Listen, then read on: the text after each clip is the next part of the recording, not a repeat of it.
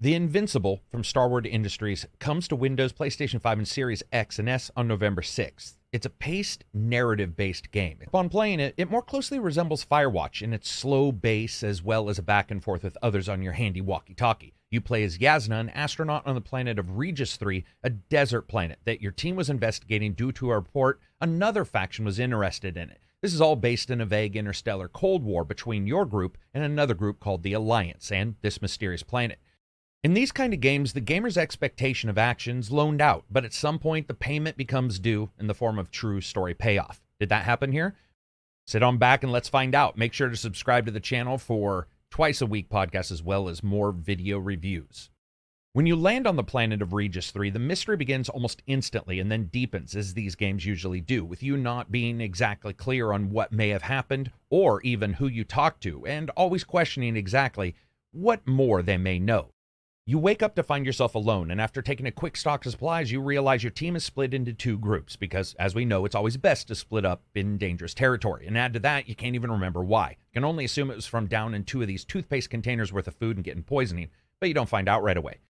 The game's viewpoint and story delivery is like a mix of Ethan Carter and the movie The Martian, which means looking through the suit and playing the entire game in first person. Which, while I admit the helmet in no way obfuscates the view, it can be a bit disconcerting when the first 15 minutes is you rappelling ropes, climbing cliffs in first person, and then running around and trying to discover where everybody is. The problem is running is cut short almost all the time after just a couple seconds because your helmet needs defrosting like a 1989's Camaro window on a cold morning. The developers never break from that viewpoint either, including looking for handholds while climbing, which can swing the view around a bit. It's very much a simulator-style viewpoint, and it can cause a tiny bit of motion sickness. That also means Invincible hasn't seen a moment it doesn't want to slow down. Even when interacting with the world or doing small puzzles, everything is at a very measured pace. Even when compared to many walking simulators, you have to be prepared for that because a character moves like it lives in a world where their state bird is saturated fat. The game does look incredible, though, like sci-fi if someone skipped the last 30 years and still made it to other planets with human habitats, chrome and burnished steel. The one strength of hard sci-fi is usually that slow burn, the unknowable that becomes slightly knowable, yet always leaves a resonant mystery, like a question in the back of your head.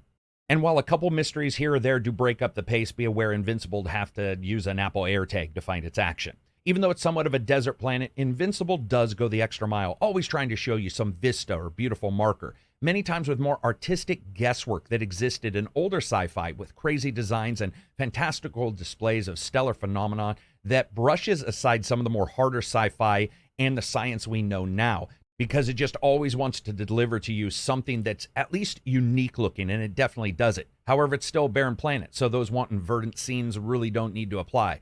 Performance-wise, the game has no real issues getting good performance on pretty much any card in the 20 or above series. It has more settings than I expected as well. It's also nice to see a dev just open up the options and levels for gamers who have computers of vastly different levels. And they also include DLSS and FSR. Weirdly enough, it requires a restart to switch between those two. And while FSR lets you see levels like performance and quality, in my version, DLSS didn't do so. It's just the option that's there.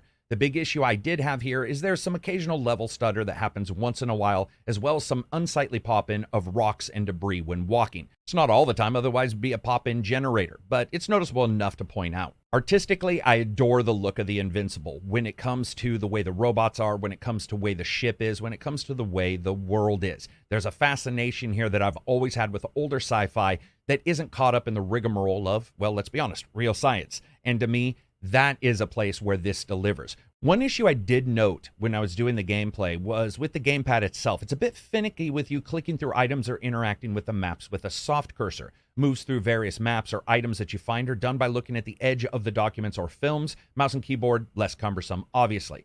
And cursor markers show up when moving across level changes, for example, climbing, falling, dropping, or tripping. For an astronaut, you are one of the clumsiest people ever. But it works well to display this exhaustion of a character at the end of their rope when the game starts and making her make her own rope of whatever there is available by the time the game is over. A frayed, frustrated, but resourceful character consistently vacillating between this mystery of the story and more morose thoughts of someone who just can't always forget that things are incredibly dire. The music is also of a lower key than I expected. It's very low ambient in a lot of parts, with moments of it swelling up into brilliance when story elements hit, giving a stark, very cold feeling to the entire game. I think that is exactly what they should have done. It mends well with everything that you're exploring and doing, and it's got the sci-fi expectations that you probably have, which includes a lot of synth and just those soaring bits. While sometimes walking can almost sound like somebody's recorded someone else walking in heels on a floor, while others are excellent when landing on the planet and feeling the rumble of the thrusters as you go from sudden drop to almost full stop in a lander, there are occasional interactions that don't really met out as well. Voices do, however, they're fine for this level of title. The starting does have a lot of those Martian moments where you realize Matt Damon's going to lose his voice in the first day because he's talking to himself so much. It's somewhat required in these kind of games and these titles that we've seen, even titles like Alan Wake, and the voice does offset the solitary feel for the player. Luckily, you aren't alone for most of the time. Well, you are, but you have contact with somebody from the ship, and the banter back and forth builds up the story as well as keeps the game from falling into silent film territory. This is a game that will appeal to a gamer that's willing to accept the story being delivered to them at the fastest walking pace in an RPG.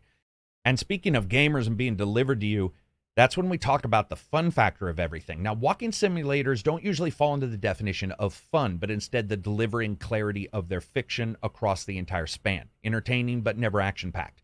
They, and Invincible like them, try to deliver a somewhat interactive story, less gameplay than a point-and-click, but usually a more graceful story as well. In that way, I would say the Invincible mostly delivers. The pace is slower than a lot of games of its kind, though, even for me. But if you're a sci-fi fan and a fan of the slow burn, then it pays off.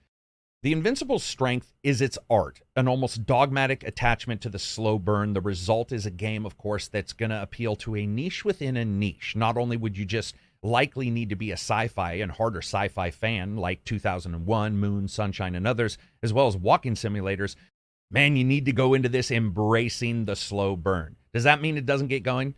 Yes, actually, in action, in no sense does it. But in story-wise, it does. But the game's weakness is that slow genre already, and it seems almost a step more than that. I've seen entire nations crumble faster than this game.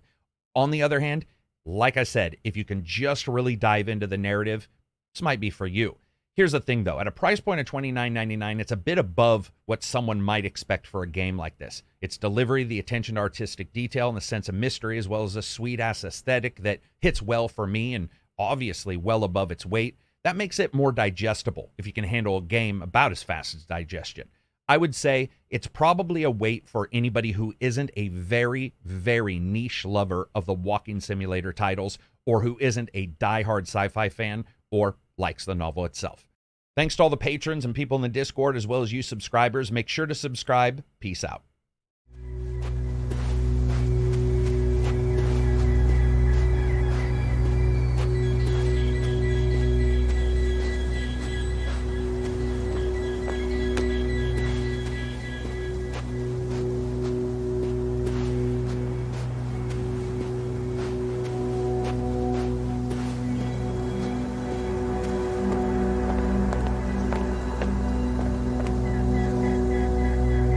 An object in sight.